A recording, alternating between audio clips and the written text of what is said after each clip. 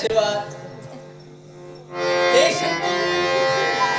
आज केवळ अदृश्य रूपानं माझ्या भोवती तुम्ही वावरत आहात पण या क्षणाला अदृश्य रूपानं मी तुला या वैकुंठापर्यंत प्रगट केलं वैकुंठापर्यंत प्राचारण केलं याच्याही मुळाशी कारण आहे कारण तुम्ही सारी शक्ती आपापल्या कर्तव्यात दरात आहात तुमच्या कर्तव्याशी कधी तुम्ही कर्तव्याला तिरांजली देत नाही आहात मग आजच्या दिनी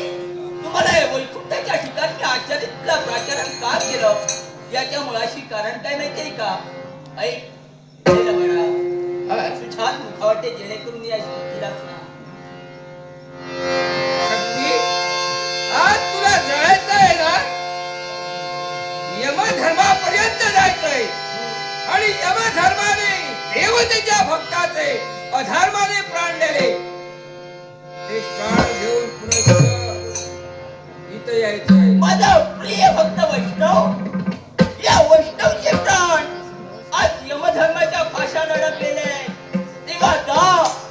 या तुझ्या देवाची तुला आज नाही वेळ लावू नको यमधर्मापर्यंत जाऊन त्या माझ्या प्रिय